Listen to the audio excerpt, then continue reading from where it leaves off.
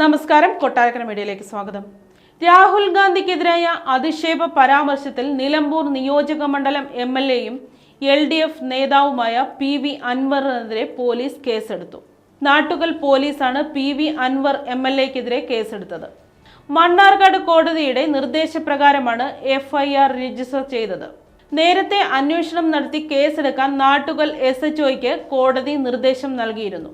ഹൈക്കോടതി അഭിഭാഷകനായ ബൈജു നോയലിന്റെ പരാതിയുടെ അടിസ്ഥാനത്തിലായിരുന്നു കോടതി നടപടി. എടത്തനാട്ടുകരയിൽ നടന്ന LDF തെരഞ്ഞെടുപ്പ് പൊതുയോഗത്തിനിടയിൽ ആയിരുന്നു PV അൻവർ രാഹുൽ ഗാന്ധിക്കെതിരെ അധിക്ഷേപ പരാമർശം നടത്തിയത്. DNA പരിശോധിച്ച് രാഹുലിന്റെ പാരമ്പര്യം ഉറപ്പാക്കണമെന്നായിരുന്നു അൻവറിന്റെ പരാമർശം. ഗാന്ധി എന്ന പേര് കൂടെ ചേർത്ത് പറയാൻ അർഹതയില്ലാത്ത നാലാംകിട പൗരനാണ് രാഹുൽ ഗാന്ധി എന്നും PV അൻവർ പറഞ്ഞിരുന്നു. നെഹ്റു കുടുംബത്തിൽ ഇങ്ങനെയൊരു മനുഷ്യനുണ്ടാകുമോ? നെഹ്റു കുടുംബത്തിന്റെ ജെനറ്റിക്സിൽ ജനിച്ച ഒരാൾക്ക് അങ്ങനെ പറയാൻ കഴിയുമോ?